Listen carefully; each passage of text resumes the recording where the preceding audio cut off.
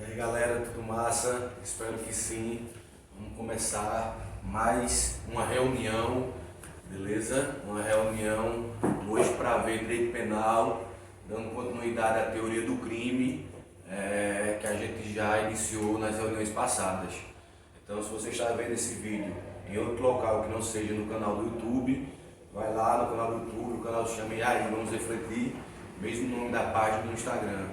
Vai lá no Insta, nos segue, lá no Insta a gente coloca questões, comenta questões, e no canal do YouTube a gente posta as aulas. Todas as aulas que são gravadas a gente coloca lá. Então vai lá no canal do YouTube, se inscreve, curte, principalmente comenta se tiver dúvida, pergunta e compartilha. A ideia deste projeto social, isso aqui não é um cursinho, é um projeto social, é um projeto comunitário, onde a gente tem a ideia de democratizar conhecimento, fazer que o conhecimento chegue ao maior número de pessoas possíveis. Então conto com vocês para que essa finalidade seja atingida.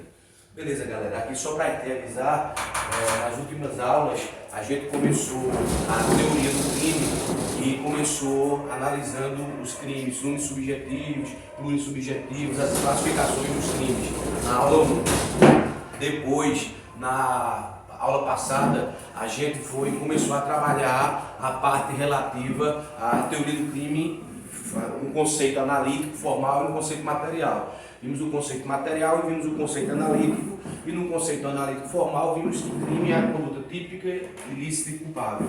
Vimos o que era uma conduta, ação ou omissão voluntária e consciente dirigida a uma finalidade, teoria finalista da ação de Wessel, e aí vimos que a conduta pode ser duas espécies, a conduta pode ser ativa, que é a ação, é um movimento corpóreo positivo, e pode ser por omissão, que é a indevida abstenção de movimento. Vimos que tem dois tipos de omissão própria e omissão imprópria, ou crimes comissivos por omissão, e entramos em tipicidade. Antes disso, vimos as excludentes de conduta. Vimos que são 3 as excludentes de conduta e passamos a trabalhar a tipicidade. Vimos que a tipicidade é a relação entre a lei e o que está no mundo dos fatos. E vimos que ela tem duas funções: a legalidade, a necessidade de dar uma garantia ao cidadão, e ela é indício de anti-unicidade, ela é indício de ilicitude. Beleza? Então, vimos isso, vimos que dentro do tipo ele pode ser doloso, culposo, também preto é doloso. No dolo, trabalhamos as diversas espécies de dolo, primeiro grau, segundo grau, genérico, específico, mas trabalhamos principalmente o dolo direto e o dolo eventual, e na culpa a gente trabalhou principalmente culpa consciente e culpa inconsciente. Falamos de preterdolo, dolo na conduta e culpa no resultado, e depois passamos a analisar a ilicitude. Vimos que a ilicitude é exatamente a reprovação do direito à conduta típica. O direito reprova determinadas condutas. Então a conduta que em regra é típica, ela é indício, função indiciária, e também ser ilícita ou antijurídica. Vimos também que tem 4 excludentes de ilicitude: legítima defesa, estado de necessidade, exercício regular do direito, estrito cumprimento do dever legal. Trabalhamos todos eles e hoje chegamos no terceiro elemento do crime para quem defende a teoria tripartite. A gente chega aqui no terceiro elemento do crime, que é exatamente a culpabilidade. Crime como toda conduta típica, ilícita e culpável. Chegamos então, hoje, continuação da teoria do crime, à culpabilidade. A culpabilidade, pessoal, ela é a reprovação sobre a pessoa que comete uma conduta típica e ilícita. Se a tipicidade é a relação entre o que está no mundo dos fatos e o que está previsto em lei, a ilicitude é a reprovação do direito à conduta típica, a culpabilidade é a reprovação à pessoa que comete a conduta típica e ilícita.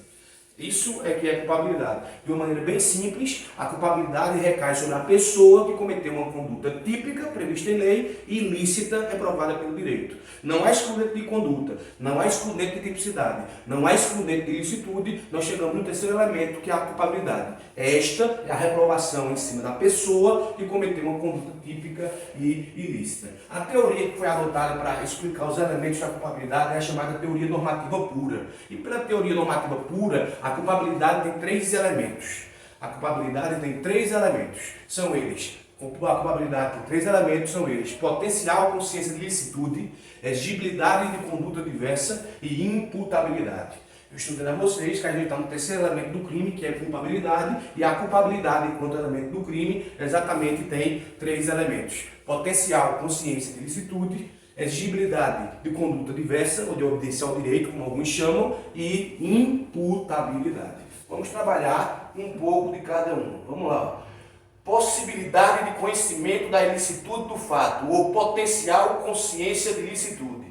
Aqui se faz mista que o autor conheça ou possa conhecer as circunstâncias que pertencem ao tipo e à ilicitude. Assim, é essencial que o sujeito compreenda o caráter ilícito do fato que está praticando ou que irá praticar, pois a norma penal só pode motivar o indivíduo na medida que este conheça ou possa conhecer o conteúdo de suas proibições. Erro de proibição. Não confundir com desconhecimento da lei. Esta não pode ser alegada por ninguém.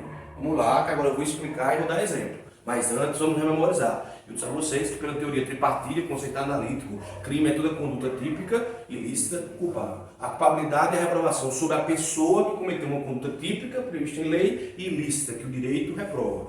Beleza? A culpabilidade, segundo a teoria normativa pura, tem 3 elementos.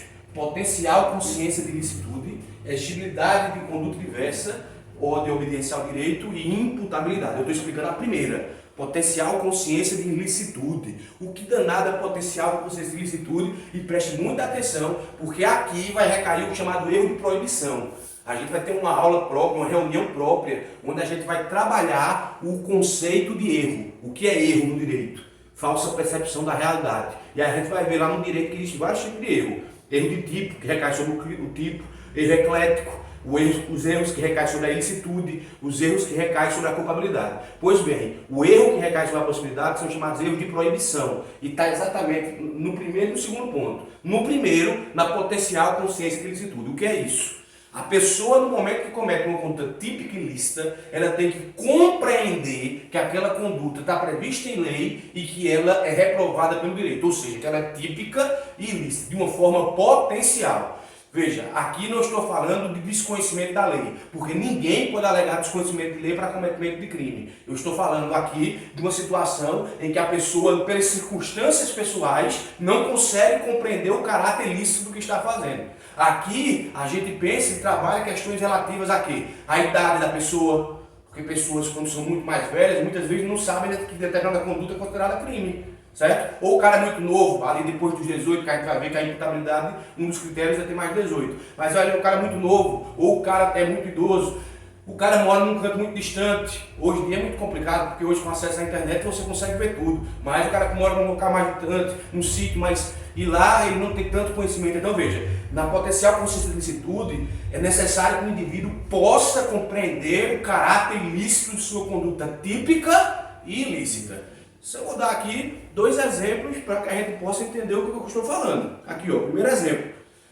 Imagine que uma pessoa de idade, casada há vários anos, que mora em um sítio na região amazônica ou num sítio bem distante, sem acesso à internet, uma pessoa com 70 e tantos anos, a esposa dessa pessoa com 70 e tantos anos fica no estado terminal, fica com câncer, fica doente, e ele vendo o sofrimento da esposa, ele resolve, a pedido dela, tirar a vida dela. A gente viu isso em direito constitucional, não foi? A gente viu que isso é eutanásia, a eutanásia ativa. E a gente viu que a eutanásia ativa é crime, não é permitida pelo direito. O cara vai responder por homicídio privilegiado, é um homicídio com a redução de pena, mas vai responder. Mas observe, ele vai responder, mas se ficar provado que ele tinha potencial consciência de ilicitude. E se essa pessoa matou ela e disse assim, oxe, eu vou fazer isso aqui, eu estou fazendo por amor, isso aqui não é crime. Não matar uma pessoa numa situação dessa, minha esposa de tantos anos, isso não vai dar nada de errado.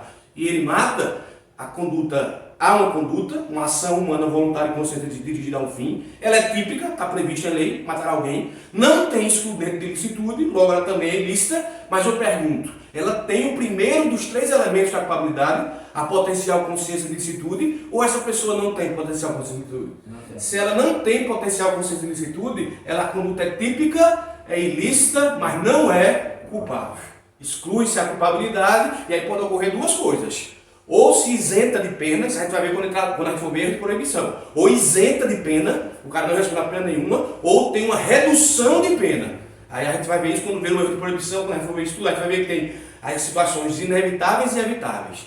Se ele é inevitável, é excludente de culpabilidade porque atinge esse primeiro elemento. Vocês querem um segundo exemplo? Vamos trabalhar um segundo exemplo? Uma pessoa está numa piscina com várias pessoas, certo? Várias pessoas nessas piscinas coletivas, públicas, várias pessoas tomando banho e um cara começa a se afogar. A gente viu aqui que o salva-vidas ele tem um dever legal de emitir a posição de garantidor. A gente viu isso aqui, não é verdade? Então, se ele não fizer nada, ele responde pelo crime de homicídio. Mas você que está lá olhando, aí você olha a pessoa se afogando e diz, oxe, que é? Não é ninguém da minha família não vou ajudar não. Você acabou de cometer um crime. Por quê? Porque você cometeu o crime de omissão de socorro. Não pelo homicídio, porque você não tinha um dever de evitar o resultado, mas você tinha um dever de agir. Então, conduta típica, ilícita e culpável. Mas se essa pessoa é uma pessoa que não tem conhecimento de que existe um crime de omissão de socorro, se fica provado que essa pessoa, por exemplo, não tem tanto conhecimento, é uma pessoa analfabeta, é uma pessoa que você pode tentar excluir a culpabilidade por aqui. Faltava a essa pessoa a potencial consciência de licitude. Para ele, talvez, ele só tivesse a obrigação de agir se fosse alguém da família ou fosse um amigo, e não qualquer pessoa, como era o caso. Então, se ficar provado que faltou a potencial consciência de licitude, conduta típica, ilícita, porém não culpável, porque falta o primeiro dos três elementos. Tranquilo? Ficou claro que é a potencial consciência de licitude? Ficou claro que a potencial consciência de licitude, a gente passa para o segundo elemento, a exigibilidade de conduta diversa. A exigibilidade de conduta diversa ou exigibilidade de obediência ao direito. Vamos lá. Por este, não pode-se exigir comportamentos heróicos ou impor uma pena quando em uma situação extrema alguém prefere realizar um fato proibido pela lei penal a ter que sacrificar sua própria vida ou integridade física ou de terceiro. O direito penal pode exigir condutas mais ou menos incômodas ou difíceis, mas não impossíveis, pois quando a obediência da norma coloca o sujeito fora dos limites da exigibilidade, faltará este elemento de culpabilidade. O que é exigibilidade de obediência ao direito?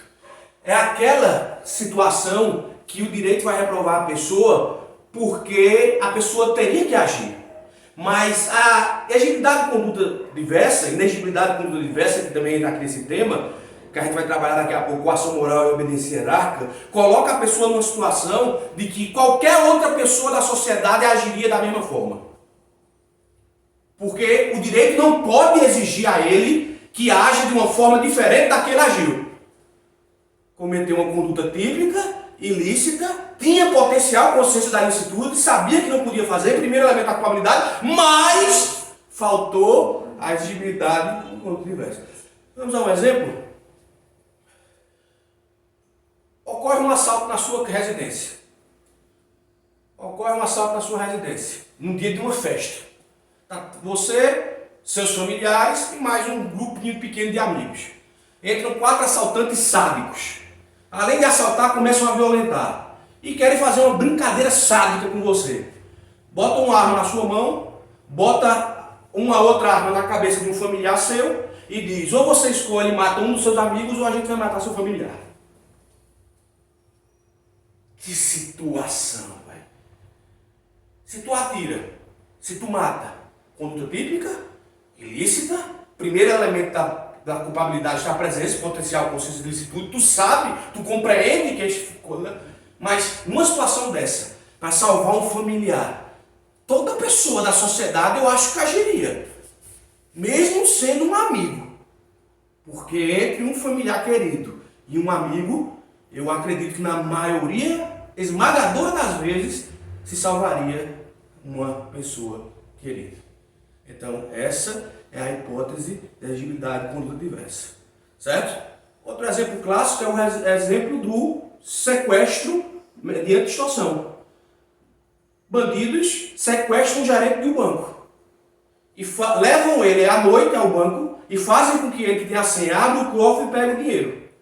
Conduta típica, ilícita, potencial consciência de ilicitude. O gerente do banco, em tese, é coparticipante de um crime de roubo. Concorda comigo? Todavia, ele fez isso porque estava com algum dos familiares sob ameaça. Qualquer pessoa no mundo faria o que ele fez. Qualquer pessoa da sociedade, porque neste caso, o direito não pode exigir que ele não faça em detrimento da vida de uma pessoa que ele gosta ou da sua própria vida. Então, a culpabilidade tem 3 elementos: potencial consciência de ilicitude, exigibilidade de conduta diversa, e aí a gente vai chegar daqui a pouco na terceira, que é a imputabilidade. Só que ainda dentro desse tema, a gente vai trabalhar a coação moral irresistível e a obediência hierárquica. Vamos lá. Isso aqui é polêmico. E tem fatos atuais. Vamos lá. Coação irresistível. Antes de falar da coação irresistível, é bom lembrar que essa coação aqui é a coação moral. É aquela que se abate no psique do ser humano. E não é a coação física. Porque quando a coação é física e irresistível, não é excludente de culpabilidade. Eu já expliquei para vocês na reunião passada que é excludente de conduta. A coação física irresistível exclui a conduta. A coação moral irresistível exclui a culpabilidade. Então vamos lá. Se o fato é cometido sob coação irresistível, coação moral, ou estrita obediência à ordem, obediência hierárquica, não manifestamente ilegal, de superior hierárquico, só é punível o autor da coação ou da ordem. A coação aqui é moral, já que a coação absoluta ou física exclui a própria conduta. E esta coação moral tem que ser irresistível. Foram os dois exemplos que eu dei quando eu estava explicando aqui a agilidade quando diversa. Coação moral irresistível. Beleza? E a obediência hierárquica? A obediência hierárquica tem que ser baseada em relação ao direito público e tem que ser não manifestamente ilegal. Então vamos para um mundo de fantasias. Não vamos falar de fatos, para não magoar pessoas e deixar pessoas tristes. Vamos falar do mundo das fantasias. Imagine que um militar, subordinado diretamente a um presidente da república de um determinado país, recebe a ordem de vender joias ganhas pelo presidente durante o mandato. Para ele, no entendimento dele, do ajudante de ordens, não é crime. A ordem não é manifestamente ilegal. Não foi o presidente que ganhou? Não foi a presidência. Foi o presidente. E veio a ordem de cima. Direito público, presidente para ajudante de ordens. Pior ainda, tem a questão da hierarquia militar, que para um ajudante de ordem militar é muito mais duro. O cara vai e vende. Aí eu digo a você, se eu sou o advogado nesse mundo das fantasias do ajudante de ordens, eu vou alegar o quê para excluir a culpabilidade do meu cliente? Eu vou alegar obediência hierárquica. Direito público não era manifestamente ilegal que vender a joia fosse crime e quem responde é quem mandou, quem deu a ordem. Beleza? Tranquilo? Coação moral. Agora vamos para o terceiro elemento. Imputabilidade. Só sempre lembrando que a culpabilidade tem três elementos. A culpabilidade pré-composta no seu primeiro elemento da potencial consciência de licitude, no seu segundo elemento, exigibilidade da obediência ao direito, ou do exigibilidade pública diversa, e finalmente de imputabilidade. E o que seria a imputabilidade, pessoal? A imputabilidade é justamente a capacidade de um indivíduo ser culpável. O sujeito é imputável quando é capaz de alcançar a exata representação de sua conduta e agir com plena liberdade de entendimento de vontade. Quando se afirma que certa pessoa é imputável, está dizendo ser ela dotada de capacidade para ser um agente penalmente responsável. Que coisa maravilhosa, chegamos na imputabilidade, terceiro elemento da culpabilidade, que é o terceiro elemento do crime. Crime é conduta típica ilícita e culpável. Culpabilidade é a reprovação sobre a pessoa que comete uma conduta típica e ilícita. São três os elementos da culpabilidade segundo a teoria normativa pura. O primeiro desses elementos da teoria normativa pura da culpabilidade, potencial, consciência e licitude. Segundo elemento que tem que estar presente, porque tem que estar os três presentes, exigibilidade, conduta, diversa, inicial direito. Terceira! Imputabilidade, que é a capacidade do indivíduo agir de acordo com entendimento e vontade. O nosso direito, o nosso Código Penal não traz o conceito de imputabilidade. Ele traz, na verdade, por exclusão. Ele traz o conceito de inimputabilidade. Ele diz quem não é imputável. E ao dizer quem não é imputável, por via de consequência, a gente sabe quem é imputável.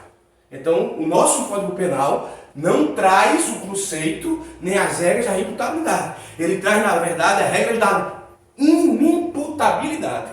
E a gente sabendo quem é inimputável, por consequência, a gente sabe quem é imputável.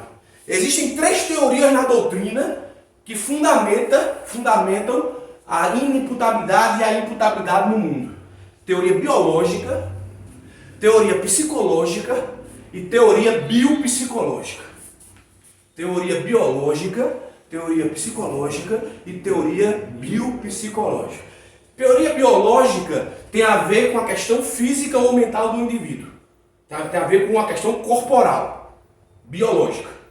A psíquica tem a ver com se o cara entende ou não o que ele está fazendo. A biopsicológica é a mistura dos dois. O cara tem a questão física, seja mental ou corporal, mas normalmente é mental, e não consegue compreender ou consegue compreender. Já vou te dizendo, dessas 3 teorias, o Código Penal brasileiro não adotou uma, a psicológica, a psíquica.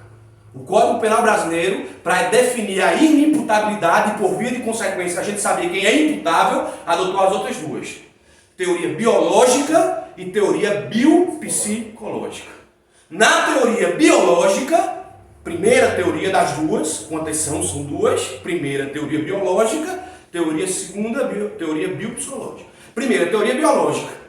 É imputável quem tem mais de 18 anos. Observe que é um fato físico. Idade. Tem a ver com a idade do cara. Biologicamente, completou 18 anos, você passa a ser imputável.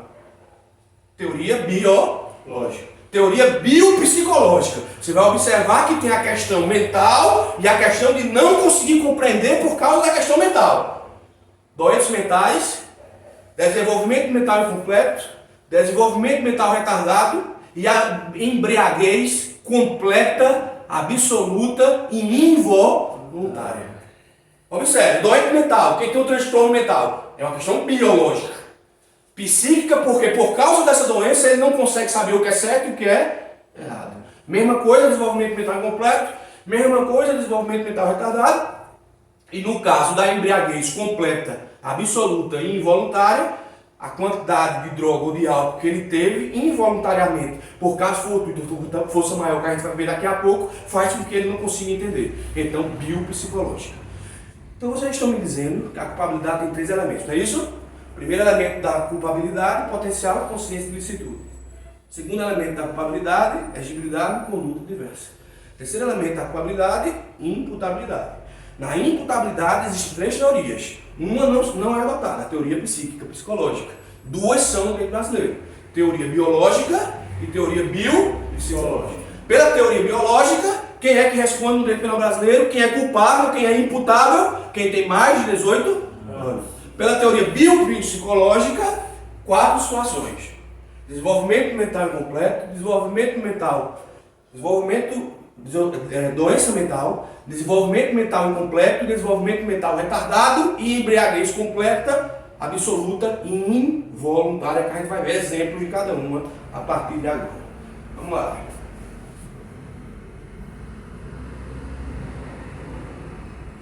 Dos artigos 26 ao 28, podem se inferir essencialmente 2 elementos da imputabilidade. Primeiro, que o agente possua ao tempo da ação ou da omissão a rigidez biopsíquica necessária para a compreensão do injusto e para orientar-se de acordo com essa compreensão. Teoria biopsicológica. Quem é que entra aqui? Doentes mentais, desenvolvimento mental retardado, desenvolvimento mental incompleto e também vai entrar a questão da embriaguez completa e involuntária. Segundo, que o agente tenha completado 18 anos. Teoria biológica. Portanto, o Código Penal brasileiro relaciona como causas de exclusão de imputabilidade, logo, causa de exclusão de imputabilidade, se exclui a imputabilidade, que é um dos 3 elementos da culpabilidade, exclui a culpabilidade. Se exclui a culpabilidade, exclui o crime, porque para haver crime, a conduta tem que ser típica, ilícita e culpável. Então vamos ver as 3 hipóteses de inimputabilidade. Aqui, ó. Doença mental, desenvolvimento mental incompleto e desenvolvimento mental retardado. Vou dar exemplo e falar daqui a pouco sobre isso. Teoria biopsicológica. Menor idade, inimputável, menor de 18. maior de 18, imputável. Essa teoria aqui é a teoria biológica. E a última, embriaguez acidental completa, caso for tudo de força maior, ou seja, a embriaguez acidental é aquela que é involuntária, acidental e que decorre de caso fortuito de força maior. Aí vamos lá para o que o Código Penal diz. Artigo 26. É isento de pena o agente que por doença mental ou desenvolvimento mental incompleto ou retardado era ao tempo da ação ou omissão inteiramente incapaz de entender o caráter ilícito do fato ou determinar-se de acordo com esse entendimento. Atenção! Criação do Código Penal Brasileiro. O Código Penal Brasileiro cria aqui no parágrafo único do artigo 26 uma coisa chamada semi-imputabilidade. É uma coisa incrível. É como se fosse semi-gravidez. Ou se está grávida ou não se está grávida. Semi-gravidez é o semi-imputável. É aquele que ficou no meio do caminho. Nem é doente mental, nem tem desenvolvimento completo, nem tem desenvolvimento, ou é isso, mas compreendia mais ou menos a consciência da ilicitude. Como é que se sabe aqui se o cara é inimputável por doença mental, desenvolvimento mental completo ou retardado? Por uma perícia psiquiátrica. Um laudo pericial feito por um médico. Um médico que é do Estado e ele é enviado para ele quesitos que o promotor e a defesa preparam, quesitos, perguntas, que o juiz coloca outras perguntas e manda para ele. Aí pergunta, fulano de tal, que está sendo denunciado por tal crime. Aí manda para ele a cópia da denúncia, cópias importantes para o médico saber o que foi que aconteceu. No tempo da ação, ele sabia o que estava fazendo. Se o médico disser sim, sabia, imputável. Se o médico disser não se compreendia de jeito nenhum o que fazia, inimputável, teoria biopsicológica, doença mental. Aí diz a doença mental. Esquizofrenia, bipolaridade, enfim, ele diz. Se ele disser, entendia mais ou menos. E no caso do imputável, o cara responde a pena. O inimputável, isento de pena, não há crime, excludente de culpabilidade. E no caso do semi-imputável? A pena pode ser reduzida de 1 a 2 terços. Se o agente, em virtude de perturbação de saúde mental ou por desenvolvimento mental incompleto ou retardado, não era inteiramente capaz de entender o caráter ilícito do fato ou determinado de acordo com esse entendimento. Então, deixa eu explicar para vocês, isso que eu vou falar agora é mais processual do que penal. Mas como depois de penal eu vou ver processual penal, né, legislação específica, e depois de condicional a gente vai ver administrativo, deixa eu já passar isso para vocês. Na hora que o juiz vai sentenciar, e o juiz pega esses 3 casos, vamos pensar dos 3 casos, vamos lá. Primeira hipótese, foi suscitado uma dúvida sobre a sanidade mental do cara. Isso aí é um processo próprio, em autos apartados. Processo, a resposta não vai vir na ação penal. Cria-se um incidente de insanidade mental, ou pedido pelo promotor, ou pedido pela defesa, ou o próprio juiz de ofício. Vão as perguntas para o médico. E o médico, nesse incidente de insanidade, primeira hipótese, diz que o cara sabia o que estava fazendo. Ele tinha como seguir o que ele estava fazendo. Ele tinha e entendia o caráter ilícito de sua ação ou omissão. Vota a perícia, as partes são intimadas, o incidente tira-se cópia, se coloca no processo principal, o processo continua e no final ele pode ser absolvido ou condenado. Se condenado, conduta típica e ilícita culpável, ele vai pegar a pena do crime, prevista lá no crime, roubo, homicídio, furto, o que for. Beleza? Inimputável. O médico psiquiatra no laudo disse que ele não tinha capacidade de entender o que ele estava fazendo. Ele era um doente mental, tinha desenvolvimento mental completo ou tinha desenvolvimento mental retardado. O juiz vai dar uma sentença chamada de sentença absolutória imprópria, que é uma sentença que na verdade não é absolutória. Na verdade seria uma condenação, e por isso que ela é chamada de absolutória imprópria e não própria, mas é uma sentença absolutória imprópria. Por quê? Porque o camarada não tem condições de responder porque ele é inimputável. E lá, e for meio termo? Se vier lá do médico que ele entendia mais ou menos, porque tinha uma perturbação mental, aí o juiz pode fazer uma das duas coisas.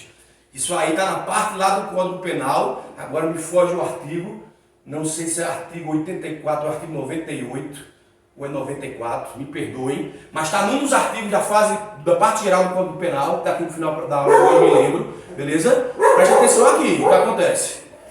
O juiz aplica a pena, reduzindo ela de 1/3 a 2/3, ou o juiz aplica uma medida de segurança, que é a mesma coisa que se aplica ao inimputável. Então, no caso da semi-imputabilidade, para fins processual, o juiz pode tanto condenar, mas com a pena reduzida de 1/3 a 2/3, como, dependendo do caso concreto, entender ser melhor a medida de segurança. Internação em um hospital psiquiátrico ou tratamento no CAPS, que é o que ocorre no caso dos inimputáveis. Deu para entender as três diferenças? E da forma processual que ela ocorre? Então, beleza. Vamos dar continuidade. Vamos ver aqui, né? O que é doente mental, o que é desenvolvimento mental incompleto e o que é desenvolvimento mental retardado. Vamos lá.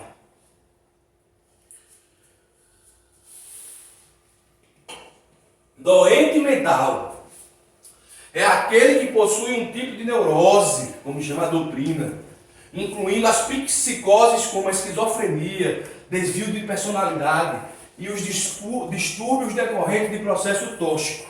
O cara usou muita droga durante muito tempo, muita cocaína, muito crack, e deixou ele sem a consciência de entender o que é que ele faz. O alcoólatra, dependendo do grau de alcoolismo dele, também ele fica nessa hipótese. Desenvolvimento mental. O esquizofrênico, o cara que tem um transtorno paranoide delirante, o cara que tem um transtorno paranoide de personalidade, o cara que tem um transtorno de ansiedade, o cara que é bipolar. Então entra todos aqui. Desenvolvimento mental incompleto é o que não concluiu o desenvolvimento mental. Aqui entram duas hipóteses: surdos mudos e os silvícolas inadaptados. Os índios que não se adaptaram à sociedade. Não é os índios que têm contato com a sociedade, não. São aqueles índios, por exemplo, ainda existem hoje índios da região amazônica que praticamente não têm contato com a sociedade chamada civilizada. Mas aí eu até discusso, será que eles é que são civilizados, nós não? Mas isso é uma discussão filosófica, sociológica. Aqui a questão é o seguinte: vamos partir do pressuposto que a gente é civilizado e eles não têm contato com esta nossa civilização. Então eles entram no desenvolvimento mental completo da mesma forma que os surdos mudos. Beleza? Essa quando fala de índio, quando eu vejo aquela matança que ocorreu lá nos Yanomamis, eu só me lembro de índios de Legião Urbana.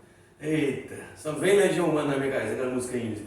E engraçado que ele fala, achar legal, o cara tava me roubando o ouro, e eu achando que tava tudo certo. Ele fala, eu esqueci aqui da letra, mas é coisa linda. Enfim, mas vamos lá! Isso aí não tem nada a ver. Aqui, presta atenção. Presta atenção, aqui. Tem a ver, não tendo. Vamos lá. Doente mental, desenvolvimento mental incompleto, terceira hipótese da teoria biopsicológica, desenvolvimento mental retardado. São os casos de oligofrenia, como idiotas, imbecis e débeis mentais.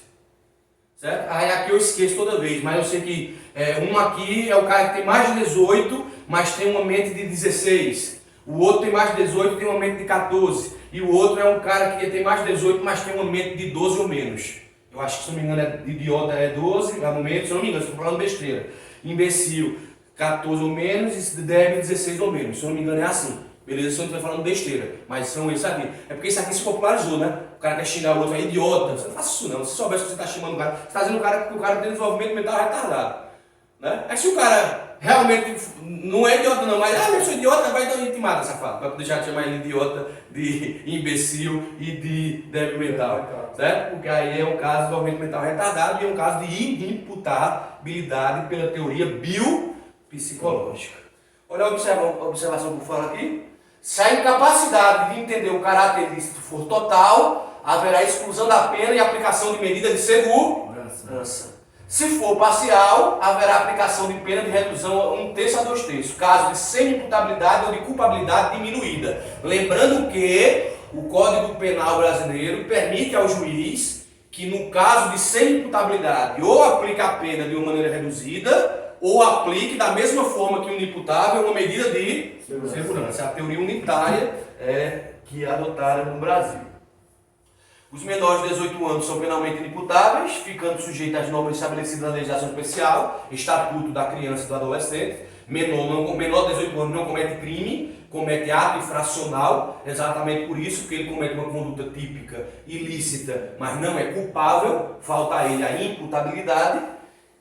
E emoção e paixão não exclui a imputabilidade penal, a emoção e a paixão. Emoção é uma forte e transitória perturbação da afetividade, enquanto a paixão é a emoção prolongada. Ambas não excluem o crime. Vamos lá, exemplo de emoção. No momento de um gol do título da Libertadores, do teu time de coração, tu se abraça com um amigo teu, começa a comemorar e pular de alegria, e quando vem tu desce um batalhão tão forte que ele caiu. Tá doido. Não dizer que o cara morreu, não. Não, lesão corporal, onde o cara ficou com sequelinha? Lesão corporal grave. Né? Você vai. Não, estava emocionado. Não exclui a culpabilidade, não exclui a imputabilidade. Paixão é a emoção prolongada. Vai lá, dá umas tapas na sua esposa, no seu esposo, no que for. Não é porque eu sou apaixonado por ela. Não vai com essa história não, meu irmão. Deixa de ser safado. Não vai bater na sua esposa, no seu esposo não. Viu? Respeite, meu amigo. Apaixonado. Se você é apaixonado, quem é apaixonado, quem ama não bate não, meu amigo. Quem é apaixonado, quem ama, cuida. Preste atenção. Deixa de maluquice. Vamos embora. Embriaguez. A embriaguez voluntária culposa pelo álcool ou substância de efeitos análogos. Duas hipóteses. Embriaguez acidental completa. Eu vou explicar a vocês os tipos de embriaguez que tem, as fases que ela tem e qual é que exclui a imputabilidade ou não. Beleza? Vamos lá? Aqui, ó. Embriaguez acidental completa. É isento de pena o agente que por embriaguez completa, proveniente de caso fortuito ou força maior, era ao tempo da ação ou omissão inteiramente incapaz de entender o caráter do fato determinado de acordo com esse entendimento. A pena pode ser reduzida se a embriaguez proveniente de caso fortuito ou força maior não possuir ao tempo da ação ou omissão a plena capacidade de entender o caráter do fato determinado de acordo com esse entendimento. A embriaguez pode ser de 4 espécies. Deixa eu pedir a vocês só aqui, vamos aqui de uma forma saudosista, vem comigo. Vamos memorizar. A embriaguez pode ser de quantas hipóteses? 4. Vamos lá. São elas. Embriaguez. Não acidental, acidental, preordenada e patológica. Muito bem. A embriaguez pode ser de 4 hipóteses. Já vou logo te dizendo. Dessas 4 aqui, a única que vai excluir a imputabilidade, ou seja, vai transformar em inimputável, é a acidental. Certo? Vamos ver cada uma delas. Mas das 4 embriaguez, todas ou apenas uma exclui a imputabilidade? Apenas uma. Qual? Acidental. Acidental. Beleza? Vamos lá. O que é uma embriaguez não acidental? É aquela que é voluntária ou culposa. Embriaguez voluntária. Você não quer cometer crime, mas quer ficar bêbado. Não tem aquele dia que você não quer cometer crime, mas você diz assim, vou tomar uma hoje até cair. Hoje eu quero ficar bêbado sério, como diz, né? O bêbado diz, hoje eu quero ficar bêbado sério. Pronto. Você não quer cometer crime, mas a sua embriaguez é voluntária. Aí tu vai e mata alguém, ou rouba, ou tem um acidente de trânsito. Responde. Ou só simplesmente dirigir o carro e responde, né? Então aí, é a hipótese de não acidental voluntária. Não exclui a imputabilidade. E culposa é aquela embriaguez que você não quer se embriagar, mas vai bebendo, né? Vai bebendo. Tem até um cara do stand-up, não sei qual é, que ele é bem engraçado, ele falando disso, que ele disse que agora só toma cerveja. Porque ele, quando tomava vodka e uísque, ele disse que ele começava achando, tomava a primeira dose de uísque e de vodka, ele contando, né? Tomava a primeira dose de uísque e vodka e dizia, tô bem. Tomava a segunda aí, tô bem. Quando ele chegava na terceira para a quarta, apagava, ele só se lembrava no outro dia, como começava a olhar mensagem do WhatsApp. Tu tá bem, cara? Tu lembra que tu fizesse ontem, cara? Já vi, entendeu? Então essa é a culposa, é aquela embriaguez que o cara não quer se bebedar, mas se bebeda porque tá, entendeu? Mas responde, ela responde, porque a única que não responde é a Acidental. a que decorre de caso fortuito ou força maior. Excluirá a imputabilidade se estiver na fase da... Já vou explicar que a embriaguez tem 3 fases. excitação, depressão e letargia. Só excluirá se a embriaguez for acidental, completa, decorrente de caso fortuito da força maior e se o cara estiver na fase da depressão, que eu já explico, mas você já está mais ou menos entendendo. Quem já bebeu na vida ou conhece alguém que bebe sabe o que eu estou dizendo. As 3 fases é exatamente assim, só na segunda. Caso fortuito é aquela hipótese que o cara se embriaga sem querer. Por exemplo, ele pensa que está tomando um suco, mas naquele suco tem álcool. E a diferença para ele que não é acostumado a beber álcool, vai bebendo, não sente tanta diferença, um pouquinho álcool, mas vai bebendo suco, gostando do suquinho, pá! Caso fortuito. Se tiver na fase da depressão, isso vai estar. Olha lá, como é que prova isso?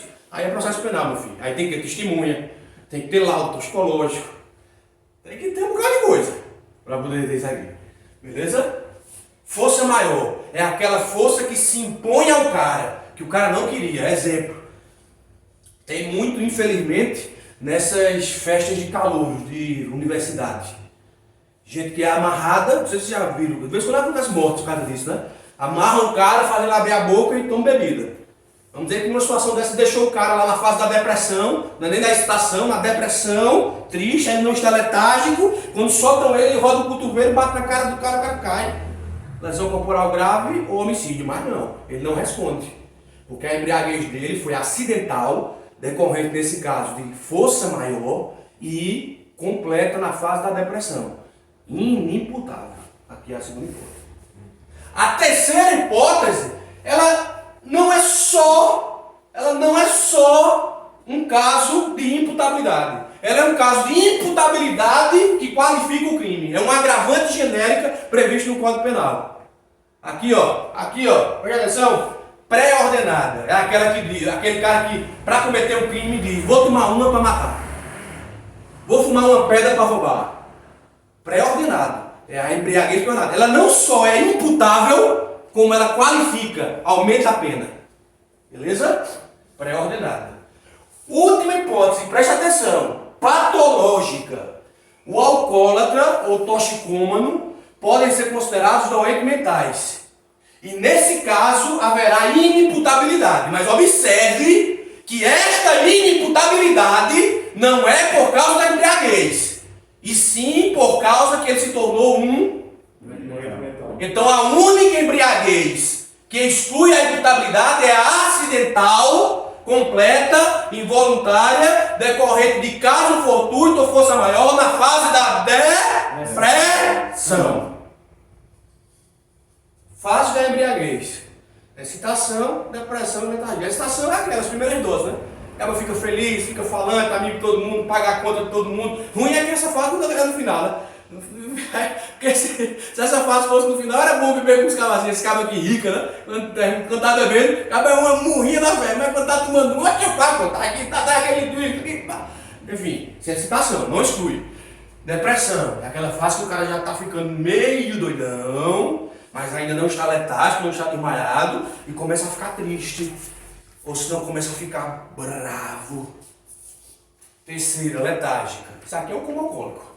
Isso aqui o cara não vai cometer nada por um simples motivo. Porque ele, apenas na fase da depressão depressiva é que pode ser alegada a inimputabilidade. É isso. Vamos dar uma pausinha de 5 minutinhos para a gente beber uma água, descansar. Daqui a pouco a gente volta com o nexo de causalidade. Beleza? E aí, vamos refletir? Vamos dar continuidade, galera. Hoje a gente está vendo o final da teoria do crime, né? Vimos a culpabilidade como um fundamento do crime. E agora vamos entrar em nexo de causalidade ou nexo causal, né? Que é um tema que traz um pouco de dificuldade das pessoas entenderem, mas utilizando de exemplos, isso facilita. Vou pedir a participação e a presença de todos agora, aqui a participação para ser aquela motivada, né? Saudosa, motivada, para dar continuidade. Você que está vendo esse vídeo em algum outro local que não seja no canal do YouTube, corre lá, se inscreve, clica lá no sininho para toda vez que tiver vídeo novo no canal você receber, curte, comenta, faça comentários, tire dúvidas e principalmente compartilhe. A ideia desse projeto social não é um cursinho, esse projeto social é democratizar conhecimento. é fazer o conhecimento chegar nos lugares mais distantes desse país, no lugar onde as pessoas mais precisam, no lugar onde as pessoas não têm condições mínimas de pagar cursinhos. E hoje em dia tem cursinhos bem baratos, bons e baratos, né? 20, 30, 40, 50 reais, mas tem gente que não tem isso, galera, pode ter certeza. Tem gente que muitas vezes não tem nem o que comer, tem gente que muitas vezes mal tem que ir a pé para o trabalho, porque não tem, se pagar a passagem não vai ter o que comer. Então é para vocês que esse projeto existe, é para vocês que a gente continua ministrando aula, beleza, galera? Do fundo do coração, valeu, se inscreve, também segue nossa página no Insta e compartilha. Vamos lá, nexo causal. O nexo causal, relação de causalidade, é a relação de causa e efeito entre a conduta do agente e o resultado dela corrente. O nexo de causalidade consiste justamente nesse vínculo ou liame, não é iame, é liame, que une a conduta ao resultado dos crimes materiais. A gente olhou aqui e viu na nossa aula 1, nossa reunião 1, que quanto ao resultado lá, os crimes poderiam ser crimes materiais, crimes formais e crimes de mera conduta, né? Quanto ao momento de consumação. A gente viu que os crimes de mera conduta são aqueles que só têm uma conduta, tipo violação de homicídio. O crime formal é aquele que tem conduta ou resultado, mas que ele se consuma já com a conduta, extorsão mediante sequestro. E vimos que a grande maioria dos crimes são crimes materiais, ou seja, é aquele que tem conduta, mas que só consuma-se com o resultado. Mas entre a conduta e o resultado tem que ter alguma coisa que ligue. E o que liga a conduta ao resultado nos crimes materiais é o que chamamos de nexo de causalidade. É o vínculo ou liame que liga a conduta ao resultado. Então, o que liga a conduta ao resultado é isso, beleza? É o nexo de causalidade. Artigo 13 do Código Penal, no caput, considera-se causa a ação ou omissão sem a qual o resultado não teria ocorrido. Tudo que contribuir para o resultado, portanto, deve ser considerado como causa. O Código Penal, no seu artigo 13, adota a chamada teoria da equivalência das condições, ou teoria do sine qua non. Então vamos lá, que teoria é essa? Quero que vocês primeiro entendam o que é nexo de causalidade. O nexo de causalidade ele se presta a explicar o vínculo, o liame, aquilo que liga a conduta ao resultado nos crimes materiais. Beleza? A conduta ao resultado nos crimes materiais. Tranquilo? Então, de boa, vamos lá. Vamos lá. O Código Penal, do seu artigo 13, adota a chamada teoria das condições sine qua non. O problema dessa teoria é que você pode chegar na chamada busca do infinito. E o que é que vai limitar? Porque, vê, eu quero que vocês entendam o seguinte. Algumas vezes o crime acontece e só tem uma causa. Só uma causa, só um vínculo que liga a conduta ao resultado. Aí é fácil. Mas algumas vezes, uma causa se junta a outra, chamada de concausa. E aí tu tem que saber se essas duas causas foram importantes no resultado ou se elas não têm nada a ver. Só uma delas teve a ver. Então é exatamente o nexo de causalidade, é exatamente as concausas. Mas o problema é que você pode chegar na teoria do infinito. Então, para quem não está entendendo, vamos lá. Josenildo compra uma arma, empresta a arma a Regis. Regis vai até o nosso querido Hamilton, a memória fraquejando, Hamilton, e atira. A pergunta que não quer ficar lá. Só foi uma causa, só foi Regis atirar, só ele vai responder para o homicídio, ou o fato de Josenildo ter emprestado teve a ver? Então são duas causas, com causas. Nexo de causalidade, os dois vão responder, um como autor, outro como partícipe. Isso é uma aula própria, autoria e participação. Beleza? Mas observe. Só que aí o cara pergunta, beleza, e o cara que vendeu a arma a Josenildo? E o cara que fabricou a arma? Então o perigo dessa teoria da equivalência das condições é que o cara pode buscar e querer responsabilizar infinitivamente. E o cara que produziu a pólvora? E o cara que buscou o metal para fazer a arma? Porque você nem sabe de metal, sei lá, ao ferro, sei lá. Entendeu? E o que é que limita na teoria da equivalência das condições? O que é que limita? O que limita é exatamente o dolo e a culpa. O cara tem que ter o dolo ou a culpa, se for prevista em lei, para poder responder. Nesse exemplo, Josenildo emprestou a arma sabendo que a arma seria usada para matar. E Regis matou. Então ele é autor, você é partícipe. Olha aí o dolo dos dois de participarem de alguma forma. Entenderam? Já o cara que vendeu a arma, não. Ele pode responder se ele não tinha permissão do Exército ou da Polícia Federal para vender. Mas por isso não. Tranquilo? Então, é isso aqui. Então é facilzinho. O problema é que a galera complica demais. Para limitar a responsabilidade penal, teremos que utilizar o conceito de dolo e culpa. Assim, só pode ser responsabilizado aquele que age com dolo ou culpa. O resto está em esfera do infortúnio, caso fortuito e força maior, não existindo responsabilidade penal. Alguns fatores podem interpor-se no nexo de causalidade entre a conduta e o resultado, de modo a influenciar no liame causal tais fatores são chamados de concausas, ou simplesmente causas. E as concausas ou causas se dividem em dependentes e independentes. Primeira divisão, agora a gente começa a participar. A gente começou a analisar o nexo de causalidade. A gente está vendo que o nexo de causalidade é que liga nos crimes materiais a conduta ao resultado. Esse vínculo, esse liame que liga a conduta, a causa, a ação ou a omissão, sem qual o resultado não teria ocorrido, isso que liga se chama nexo de causalidade. A teoria da equivalência das condições é utilizada no direito brasileiro, só que ela corre o risco de você buscar até o infinito a responsabilização de alguém. Então, o que limita a teoria da equivalência das condições é a existência do dolo e da culpa, que estão onde? Na conduta, na licitude, na culpabilidade, ou dolo e culpa estão na tipicidade? Estão na tipicidade, como a gente estudou. Beleza? E a gente está vendo que as causas ou concausas, aquelas que se aliam para formar o resultado, podem ser de duas espécies. As causas ou concausas, eu peço para todo mundo agora, as causas ou concausas podem ser de quantas espécies? Duas. São elas? Dependentes e independentes. Vão comigo, são quantas? Duas. Quais são? Dependentes e independentes. Vamos lá, dependentes. São aquelas que se encontram dentro de uma linha de desdobramento normal na conduta. Elas jamais rompem o nexo causal. Exemplo, uma facada provoca uma perfuração em um órgão vital da vítima, que provoca uma hemorragia aguda, resultando na sua morte.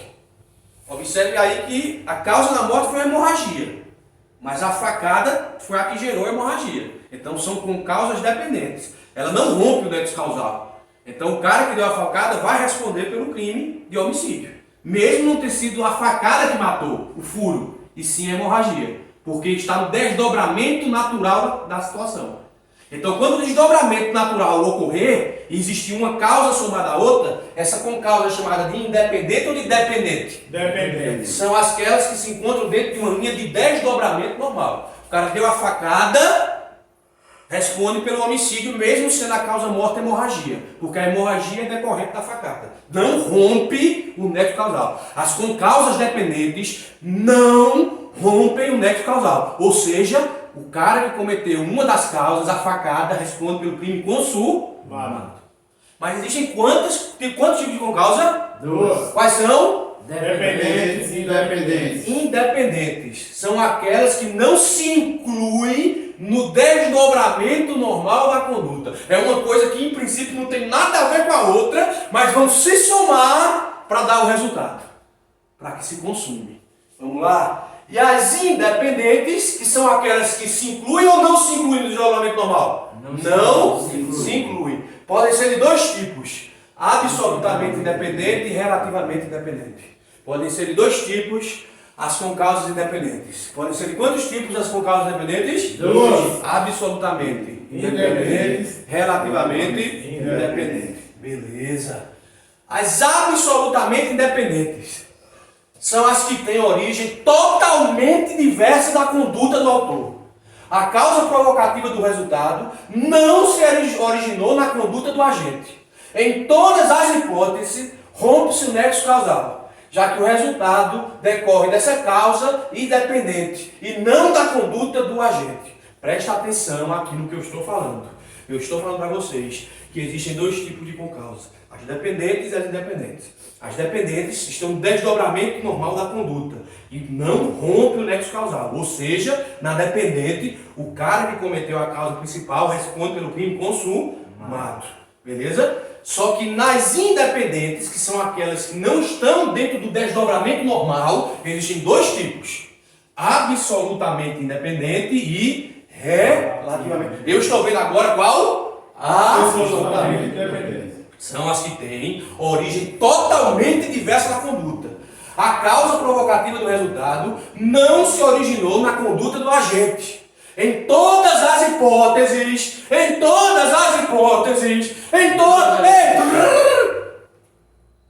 prendeu aqui o fio. Solta o fio. Em todas as hipóteses, rompe-se o nexo causal. Nas absolutamente independentes, e eu vou dar exemplo para tu entender, mas o que tu tem que entender agora é isso, não rompe, ou nas absolutamente independentes, essas concausas, há o rompimento do nexo causal. Não há ou há o rompimento? Há um rompimento. Há um rompimento, e o resultado decorre dessa causa independente e não da conduta do agente. E tanto as absolutamente independentes como as relativamente independentes podem ser de três espécies. Tanto as absolutamente independentes como as relativamente independentes tem três espécies. Tanto as absolutamente independentes como as relativamente independentes tem quantas espécies? Três. Podem ser pré-existentes, concomitantes e supervenientes. Elas podem ser pré-existentes, concomitantes e supervenientes. Elas podem ser pré-existentes, concomitantes e supervenientes. Elas podem ser pré-existentes, concomitantes e supervenientes. Vamos lá. Pré-existente. Absolutamente dependente, e se ela é absolutamente dependente, independentemente dela ser pré-existente, concomitante, superveniente, não rompe o nexo causal ou rompe? Rompe o nexo causal. Vamos lá, ó. Com causa pré-existente. Quando a causa é anterior à conduta. Vamos lá. Hamilton esfaqueia Josenildo. Acontece que anteriormente Regis já tinha envenenado Josenildo, que morre em razão do envenenamento. Hamilton responde apenas por tentativa, enquanto Regis pelo crime consumado. Percebeu que tem uma concausa aí que não tem nada a ver, não tem uma coisa. Veja, tem alguma. Primeira pergunta. Essas duas concausas estão no desdobramento normal? Não. Então elas não são dependentes. Elas são independentes. Nesse caso aqui, elas não têm nenhum tipo de ligação direta. A facada não tem nada a ver com o envenenamento. Não foi acordado. Então elas são relativamente dependentes ou absolutamente dependentes? Absolutamente. E a gente já aprendeu que no caso do absolutamente independente, não rompe ou rompe o nexo causal? Rompe, né? Olha aqui a prova que rompeu. Olha de novo. Hamilton esfaqueia Josenildo.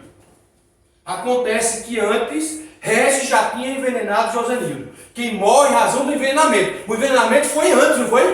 Por isso que é ela pré-existe a conduta da esfaqueação.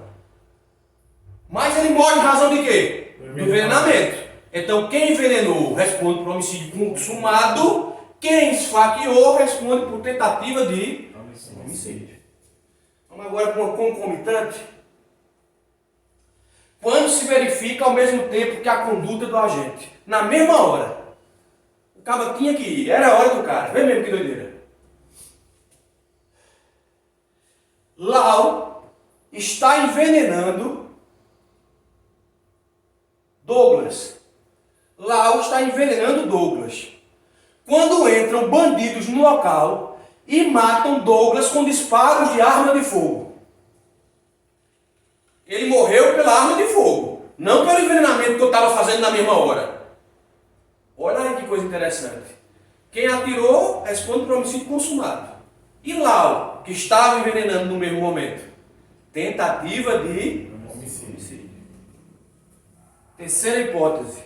Superveniente. Quando posteriores à conduta. Exemplo. Lau envenena Luciano. Só que na hora que Lau envenenou Luciano, ele já está envenenado. Mas antes do veneno fazer efeito, cai um luxo na cabeça de Luciano e ele morre de traumatismo craniano. O luxo não pode responder. Mas eu, Lau, respondo por homicídio consumado por envenenamento ou tentativa de homicídio? Tentativa. Porque o que matou foi o lustre. Essas são as causas absolutamente independentes. Beleza? bizu, novinho, na época de bizu, dica, presta atenção na dica. Em todas as concausas absolutamente independentes, haverá responsabilização por tentativa.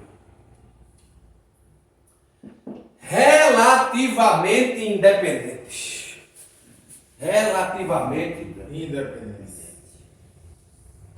Vamos lá.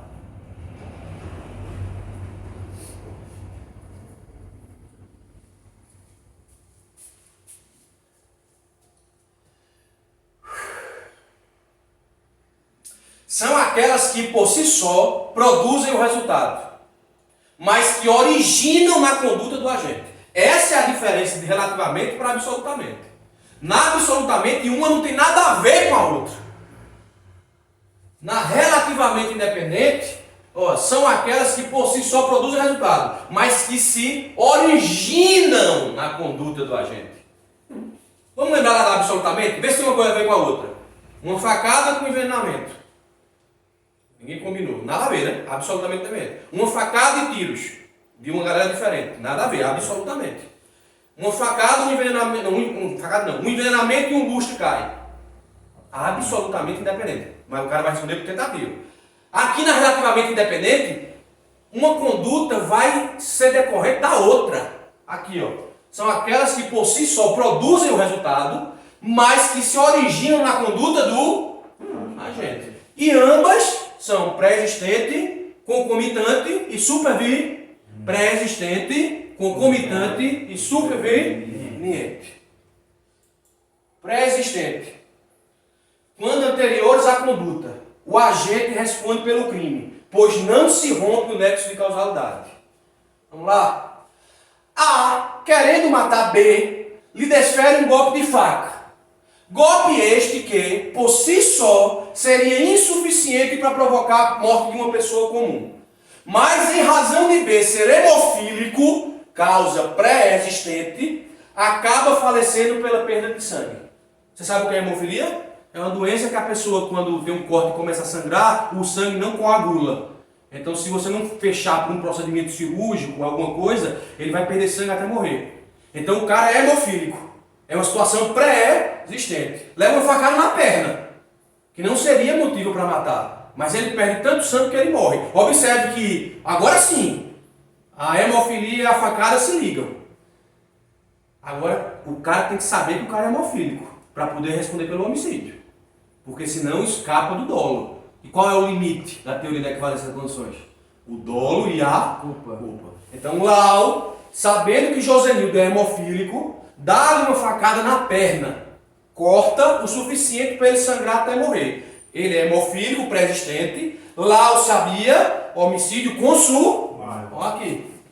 Quando anteriores à conduta, o agente responde pelo crime, pois não se rompe o nexo de causalidade. Homicídio consumado. Lá nas absolutamente são todos, o cara responde tudo por tentativa, né? Nessa primeira, relativamente dependente, o cara já responde pelo crime consumado. Vamos para a segunda. Concomitante. Como se verifica, ao mesmo tempo que a conduta do agente, o agente responde pelo crime, pois não se rompe o nexo causal. Então a concomitante é igual ao pré-existente. O cara vai responder pelo crime consumado porque não há rompimento. Aqui, no exato instante em que Hamilton atira em Douglas, vem esta a sofrer. Douglas sofre um infarto por causa do susto. Hamilton chegou para matar Douglas. Na hora que ele atira, Douglas tem um infarto, do medo que teve.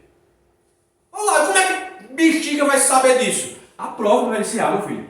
Vai estar lá na perícia tanatoscópica dizendo que o Douglas não morreu por causa do tiro. Douglas morreu por causa de um infarto do miocárdio. Concomitante. Mas veja, uma coisa não tem a ver com a outra ou tem a ver? O infarto foi por causa do medo do tiro. Concomitante. Olha o que acontece. Como se verifica, ao mesmo tempo que a conduta do agente, o agente responde pelo crime, pois não se rompe o nexo causal. Responde por homicídio consumado. Vamos para a última. Supervenientes. Essa está no Código Penal, artigo 13, parágrafo 1º, E essa é diferente das duas anteriores. Observe. Quando posteriores à conduta, rompe-se o nexo causal e o agente não responde pelo resultado, mas somente pelos atos até então praticados. Vocês observaram que na relativamente independente pré-existente e na relativamente independente concomitante, o cara responde pelo crime consumado? Na superveniente, rompe. E como rompe, o cara só responde pelo que ele praticou. O exemplo clássico. Douglas dá uma facada em Gustavo. Gustavo é atendido pelo SAMU. No meio do caminho, o carro do SAMU bate num poste e Gustavo morre por causa de um traumatismo craniano decorrente do acidente. Observe. Se ele não ter levado a facada, ele não estaria no SAMU. Então não é absolutamente independente, é relativamente independente. Com causa anterior, pré-existente ou superveniente? Depois. Superveniente. O que acontece na superveniente? O cara responde pelo crime consumado ou só pelos atos praticados? Só pelos atos praticados. Então ele responde por homicídio consumado ou por tentativa de homicídio? Tentativa de homicídio. Tentativa de homicídio. É assim que funciona. Essa matéria sem exemplo é tecnicamente impossível de aprender pela dificuldade tecnocrática das terminológica. Aqui, ó. Bizu. Nas concausas pré-existentes e concomitantes, relativamente independentes, o agente responde pelo crime consumado. Nas relativamente independentes, supervenientes, responde pelos atos já praticados. Normalmente por tentativa. A matéria é assim tratada no Código Penal. E eu vou deixar vocês responderem duas questões. Responda a primeira essa e depois a segunda. Enquanto vocês respondem, eu vou falar aqui com o pessoal de casa. Beleza? Pessoal, deixa eu beber uma aguinha. Molhei até a toalha aqui.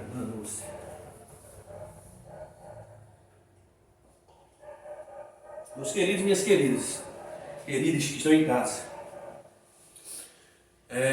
Como vocês sabem, esse projeto que nós temos, que é um projeto social, eu gosto de repetir isso várias vezes, não é um cursinho para concurso, não tem a menor intenção de arrecadar nenhum tipo de dinheiro, inclusive porque nós disponibilizamos de forma gratuita no canal do YouTube todos os vídeos que são gravados aqui.